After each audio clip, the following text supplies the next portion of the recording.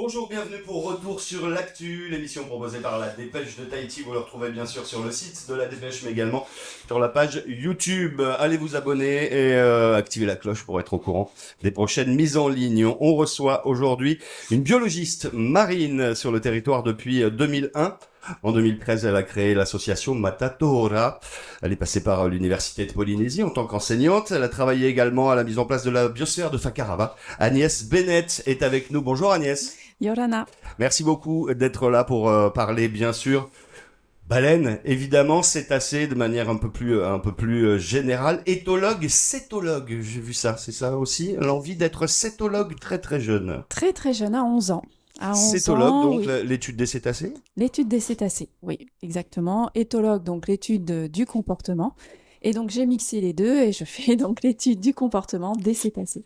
Avec donc cette association Matatora qui s'occupe donc depuis 10 ans maintenant de la protection et de l'étude. Également, il y a un côté pédagogique et scientifique dans votre travail. On en parlera. L'actualité chaude, c'est ce qui émeut à chaque fois. La Polynésie, c'est un baleineau retrouvé mort il y a quelques jours. Un événement, je le disais, oui, qui provoque toujours une certaine émotion. En même temps, un événement, j'allais dire, presque annuel, malheureusement. Oui, effectivement, de toute façon, on le sait, il y a parfois des maladies, parfois là des malformations, et ça fait partie de la saison aussi. Oui, donc c'est à cette période où on est le plus appelé pour des échouages, pour des baleines. Quand un baleineau est retrouvé mort, qu'est-ce qui se passe dans les heures qui viennent, dans les jours suivants? Qui étudie? Qu'est-ce qu'on cherche? Alors, immédiatement, lorsqu'on reçoit l'appel du témoin qui nous signale un échouage, on contacte les autorités et le Tavana pour mettre en place un périmètre de sécurité et ensuite procéder soit à l'évacuation de l'animal, de la carcasse, soit à une analyse approfondie en fonction de la situation, si c'est réalisable et si c'est pertinent. Et cette pertinence, ça pourrait être quoi? Rechercher déjà s'il y a des traces de blessures, les circonstances, il y a une autopsie, on peut dire Voilà, ça? alors il y a un examen externe qui est fait d'abord pour voir, comme tu dis, s'il y a des morsures, s'il y a des filets ou des choses comme ça. Et ensuite, bon là, en ce qui concerne le petit baleineau, nous on avait identifié une maladie et vraiment en fin de vie quand on l'a vu lundi matin.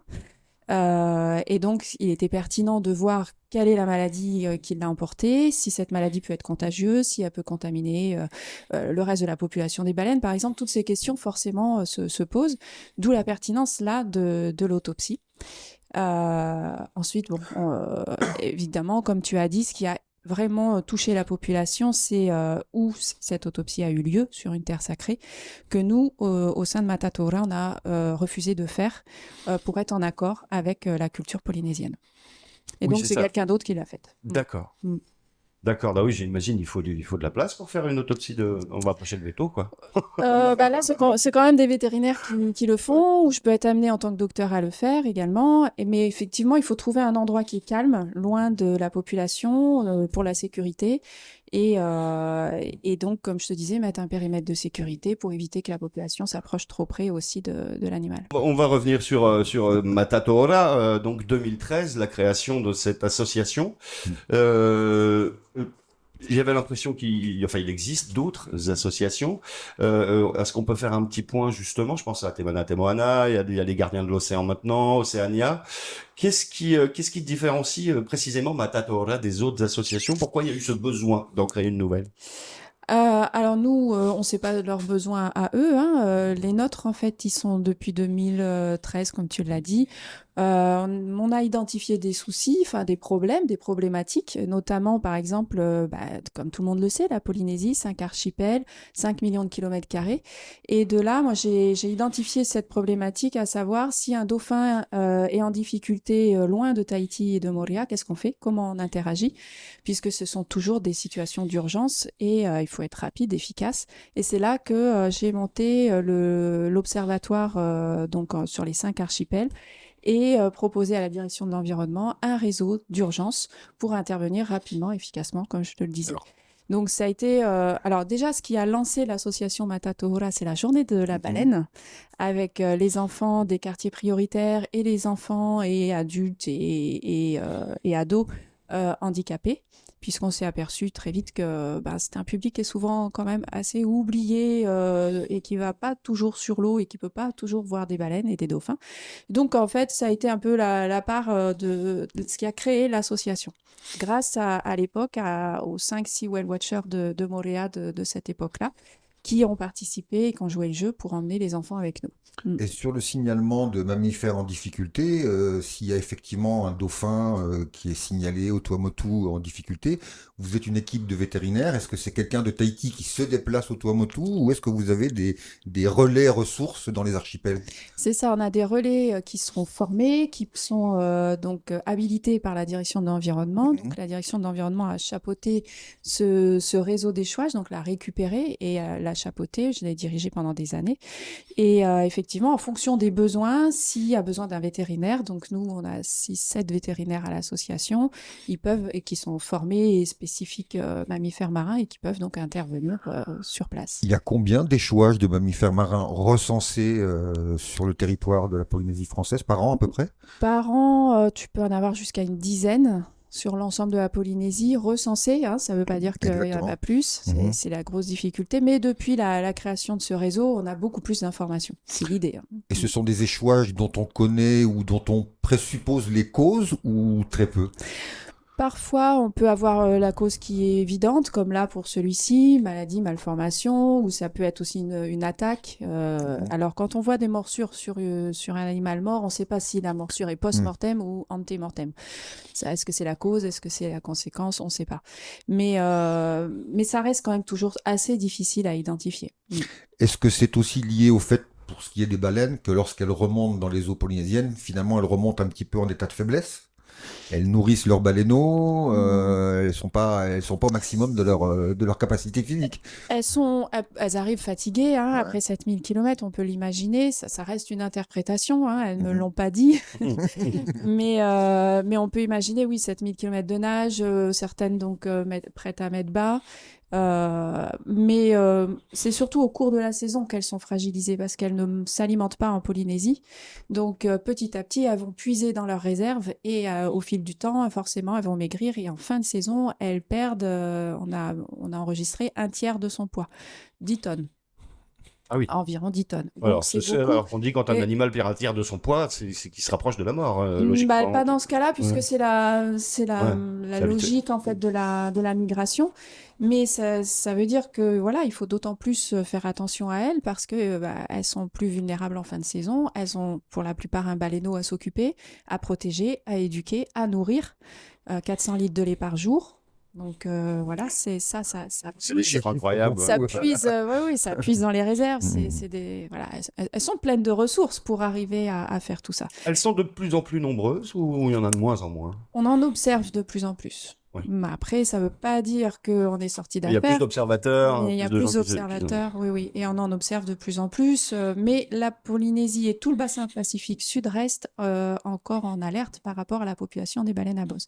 Contrairement à une autre population de l'hémisphère nord, où elle a été déclassée en état d'urgence. Enfin, oui. Elle est toujours espèce menacée dans le Pacifique. Oui. Ouais. Oui, il y a vraiment un décalage entre l'hémisphère nord et l'hémisphère sud. Et elles ne se reproduisent pas entre elles. La chasse, certainement, à un moment donné. Les ressources aussi en Antarctique. Moins de krill, une surpêche du krill pour différents, des trucs cosmétiques, etc. Donc oui, il y a et le réchauffement climatique, qui touche toute la planète, pas uniquement le Lorsqu'elles sud. sont ici, elles ne s'alimentent pas parce qu'elles ont des difficultés à s'alimenter. Les eaux ne sont pas assez riches, c'est ça? Ou elles sont focalisées sur une autre mission qui est de nourrir le petit? Non, si elles pouvaient manger, je pense que... D'ailleurs, on a filmé déjà des comportements opportunistes d'alimentation. Ça reste vraiment opportuniste, c'est-à-dire elles tombent sur un banc de petits poissons ou de héinas, où elles vont s'alimenter, mais il n'y a pas les eaux chaudes sont pauvres en plancton. En plancton. Puis c'est peut-être notre nombre de poissons qui fait qu'il y a moins de plancton, non? Non, ça c'est... C'est pas nos poissons qui mangent le plancton des baleines? Non, baleines? c'est un caractère vraiment physique et biologique et chimique avec la température de l'eau qui est trop élevée pour certains planctons, pour la survie de certains planctons. Alors, les baleines à bosse ont des rendez-vous réguliers ici, notamment aux Australes. Enfin, elles remontent chaque année. Ouais. Est-ce qu'on a dans les eaux polynésiennes, de temps en temps, des cachalots, des baleines bleues, d'autres d'autres mammifères marins plus Ouais. rares, peut-être Ouais. plus, comment dire, qui n'ont pas de rendez-vous fixe avec la destination? Qui sont plus difficiles à observer, mais on a recensé une vingtaine d'espèces, 24 espèces de cétacés en Polynésie, qui est très riche, hein, Mhm. c'est très très riche. C'est pour ça qu'il faut d'autant plus protéger ce sanctuaire. Et alors, les cachalots ont été observés hier à Rapiti. Mm. J'ai une belle vidéo que l'on m'a envoyée, des belles photos. Et donc voilà, pas plus tard qu'hier, des cachalots observés à Rapiti. Bora, on a beaucoup d'observateurs et ils nous informent, oui, il y a eu des cachalots aussi assez régulièrement. Baleine bleue, tu en parlais, un pêcheur a vu une baleine bleue. Donc un rorqual, c'est sûr, ça s'identifie assez vite Mhm. parce que c'est très fin, hein, c'est avec un museau très très pointu. Mhm. Et là, vu la taille, c'était sans aucun doute une baleine bleue, oui. La baleine bleue, c'est le plus gros animal Ah oui, oui, oui, c'est sur Terre, c'est très, ça? oui, oui, une Ouais. trentaine de mètres, Ouais. et, oui. Donc c'est 2 fois la taille de la baleine à bosse. Ouais. Il y a Déjà- quelques semaines maintenant, même à Maupiti, des orques dans le sillage d'un bateau. Ces orques qui font peur. On a l'impression que limite on en a plus peur que les requins au bout d'un moment. Oui, parce que en ce moment, on parle beaucoup des attaques d'orques, mais qui sont très géolocalisées sur Gibraltar. Les attaques se font sur les bateaux et heureusement pas sur les humains. Donc nous, on a eu déjà des informations il y a très longtemps, c'était aux Marquises, je me souviens des rameurs qui m'avaient appelé, qui m'avaient dit que des orques avaient percuté leur pirogue. Ils étaient tous tombés dans l'eau, bien sûr la peur au ventre, hein, comme on peut l'imaginer. Oui. Oui. Et les orques ont joué en fait avec la pirogue, ils sont repartis. Alors qu'ils avaient tous les rameurs à leur merci. Donc, chance à... Voilà, ils n'ont pas attaqué les rameurs. Mais c'est sûr que il faut faire attention, pas se mettre à l'eau quand on voit des animaux qui sont en période de chasse, en période de reproduction. Ce sont des comportements importants chez la population animale sauvage. Et donc, ne pas risquer, bien sûr, un comportement qui pourrait bah, avoir des conséquences. Ouais. Là, pour le coup, on est face à un mammifère marin carnivore, Oui. très organisé, qui fonctionne beaucoup en tribu, sauf erreur, qui notamment développe On dit une meute des d'orques. stratégies On dit un de pod, hein. chasse. On dit un pod, c'est le Ah, terme, c'est une famille en fait. Ils sont d'accord. vraiment en famille. Donc c'est la grand-mère, c'est comme les éléphants, c'est une société matriarcale. Donc c'est vraiment la grand-mère qui gère et qui dirige, Madalton. voilà. Donc oui, oui, effectivement. Là, il y a eu, aujourd'hui, on m'a signalé maman baleine avec un baleineau dans le lagon de Maupiti. Et régulièrement, on nous informe de la présence d'orques sur les îles sous le vent. Donc voilà, surtout ne pas remettre les baleines volontairement à l'extérieur. Si elles entrent dans le lagon, c'est parce qu'elles savent pourquoi. Et la plupart du temps, c'est pour se protéger. Protégé. Voilà, donc elles y trouvent un refuge parce que jusqu'à présent, on n'a pas vu d'orques dans les lagons, hein. Enfin, en tout cas, on ne nous l'a pas signalé. Oui, Mm. c'est pas plus mal. Mm.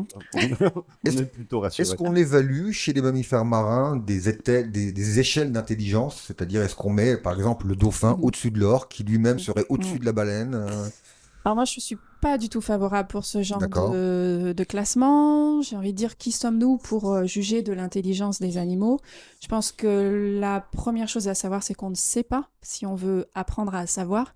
Et non, je pense, enfin voilà, il y a bien sûr, on voit au niveau comportemental des comportements qui sont quand même doués d'une certaine intelligence, d'une certaine intuition chez les orques Mhm. et de la communication. Pareil chez le grand dauphin, hein, le Tursops truncatus, qui est doté aussi de comportements assez incroyables entre eux. Et c'est une hiérarchie bien construite. Tous les dauphins vivent en société, alors que les baleines sont indépendantes. On les voit toutes seules. Donc le comportement n'est pas le même non plus. Là, par exemple, le baleineau, il s'est retrouvé tout seul à Moria parce que il était malade et sa maman a identifié bien avant nous qu'il n'était pas viable. Donc, pour garder justement ses forces, c'est ce que font les mamans. Elles abandonnent le bébé. Nous, on trouve que, voilà, parce qu'on fait des interprétations anthropomorphiques, mais C'est qui ne cruel. devraient pas être. Mhm. Et à l'inverse, les dauphins vont garder leur bébé, même post-mortem, et vont l'accompagner. Voilà. Donc, ce sont des comportements différents selon les cétacés. Mm. On vous reçoit parce qu'on est en pleine saison des baleines, de ce qu'on appelle ce whale watching, qui s'est développé en 2006-2007, par là. Vous avez commencé à avoir les premiers Oui, prestataires. oui, c'est ça. Ouais. Même avant. Et de par le fait, on oppose un peu la protection de ces cétacés et l'activité économique et touristique que ça génère. Est-ce qu'il faut forcément, est-ce que vous, à titre personnel et en tant qu'association, vous êtes contre ce whale watching?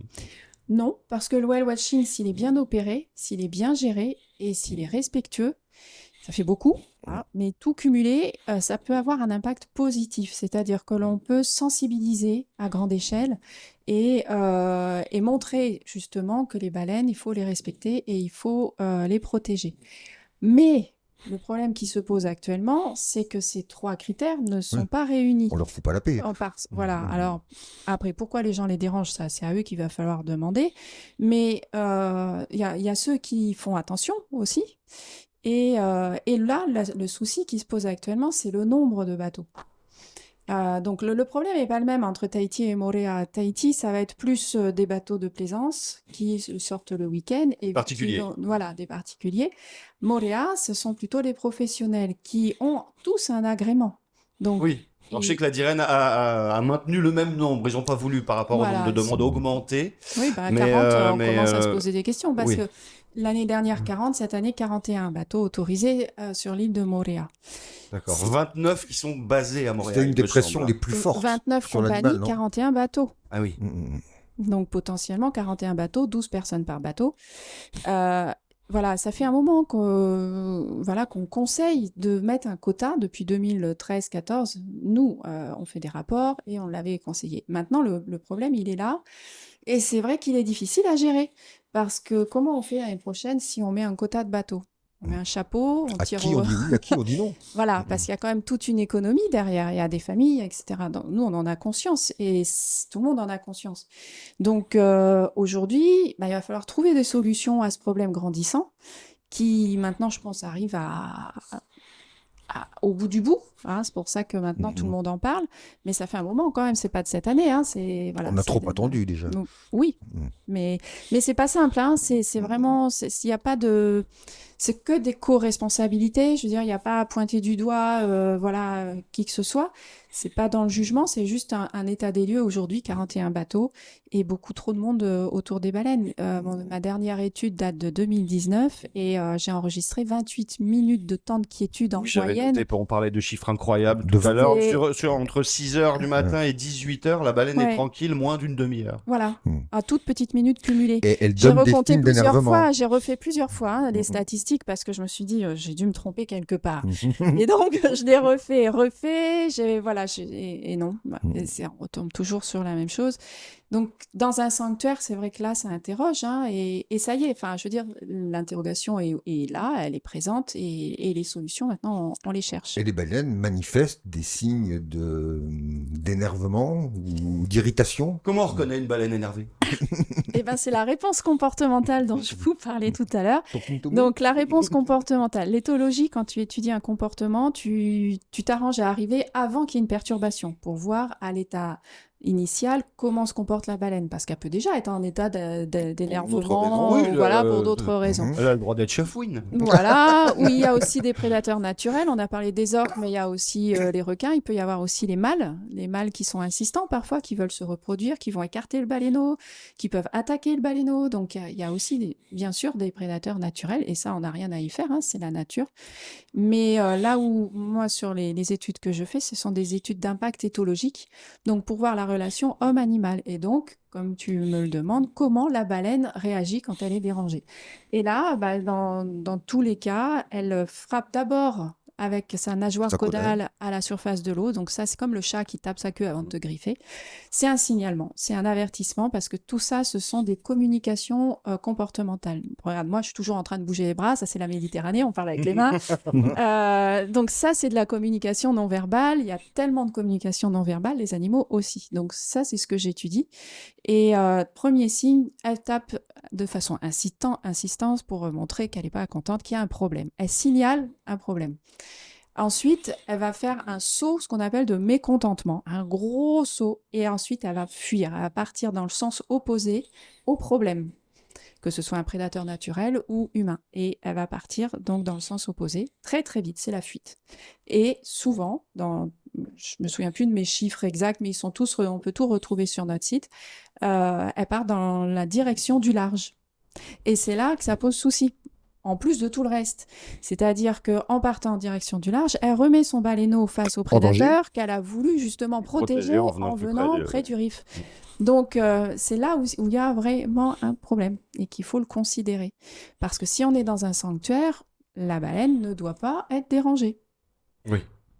Donc la logique voudrait que dès qu'on voit un coup de caudale qui tape sur l'eau, il faudrait s'en aller. Voilà, en fait, c'est ça. C'est quand on voit que la baleine est dérangée, déjà quand on voit qu'il y a beaucoup de monde sur l'eau, dans l'eau, c'est de se dire, bon, bah voilà, je m'en vais.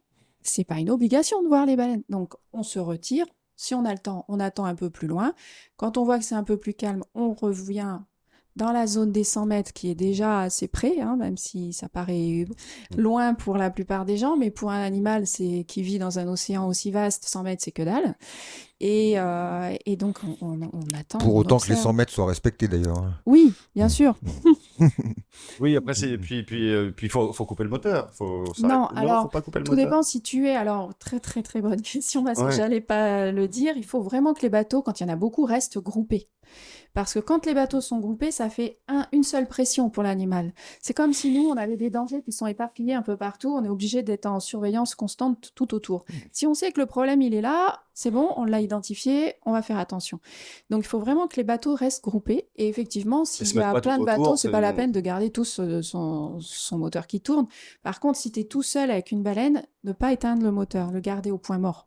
Donc, rester en retrait, à minimum 100 mètres, garder le moteur pour qu'elle, justement, elle identifie, parce qu'elles ont l'habitude, hein, le monde du silence, c'est fini, hein, c'est utopique. Donc, du coup, elles le savent et tu peux aussi plus facilement manœuvrer si tu dois t'éloigner ou voilà, si tu es près du reef, par exemple, comme il faut toujours se placer entre le récif et la baleine. Si tu as coupé ton moteur, admettons qu'il ne démarre pas et que tu as une vague, tu finis sur le récif. Donc, faire aussi attention, bien sûr, à ne pas se mettre en danger. On est exactement sur les mêmes consignes avec les requins. Ne pas bloquer un requin entre le récif et soi-même. C'est des évidences, finalement. Il faut toujours laisser une porte de sortie à l'animal. Oui, oui. Comme pour n'importe quel être vivant qui est dans un milieu sauvage. Oui. Est-ce qu'on sait si elles sont stressées par les bateaux? Est-ce qu'elles peuvent être encore plus stressées par des plongeurs qui iraient à l'eau? Toutes mes études le montrent que les mises à l'eau dérangent plus que les bateaux. Pourquoi? Je pense que c'est parce qu'il y a une plus grosse accumulation en fait de gens très près. Les bateaux restent loin et se répartissent très mal. Les gens sont tout autour, très très près. Pour faire un selfie avec une GoPro, faut être dessus, hein. Il suffit de regarder Facebook et ça en est rempli. Donc il n'y a pas besoin d'être sur place pour se rendre compte des abus. Hein. Qu'est-ce qu'il y a comme autre spot dans le Pacifique où la baleine est bien protégée, où il y a également des sanctuaires? Il y a les îles Cook, je crois. Oui, il y a la Nouvelle-Calédonie. Il y a la Nouvelle-Calédonie. Alors, la Nouvelle-Calédonie, eux, c'est une réglementation beaucoup plus stricte. Observation de maman et bébé dans une zone de 300 mètres, enfin à 300 mètres. Tu peux plus t'approcher à 100 mètres pour observer un baleineau. Là, il fait des jumelles. Oui, clairement. Mise à l'eau interdite déjà depuis des années. Un temps d'observation par baleine, parce qu'il y a en fait une brigade sur place, et ça c'est ce qu'on aimerait, ça fait un moment qu'on en parle, hein, qu'il y ait une brigade assermentée, formée, compétente, neutre et sur l'eau.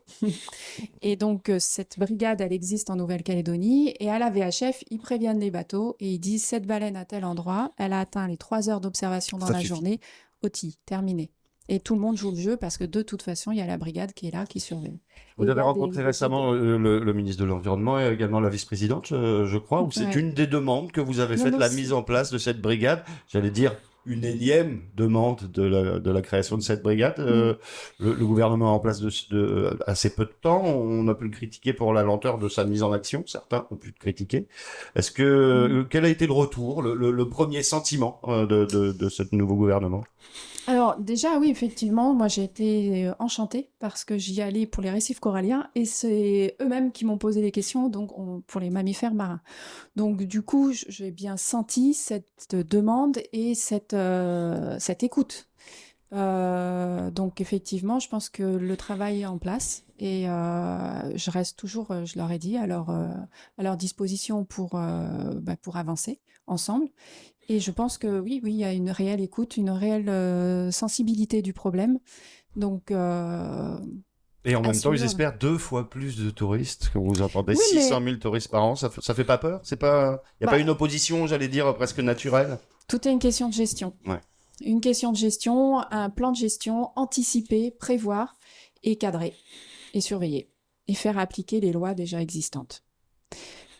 Après, voilà, il peut y avoir des touristes, mais s'ils font attention et s'ils sont cadrés et si on leur les laisse pas faire n'importe quoi, pourquoi pas? Mais vraiment, il faut qu'il y ait, si on a cette ambition, il y a un enjeu qui est énorme. Et là, il va falloir vraiment choisir si la Polynésie reste un sanctuaire ou un parc d'attractions.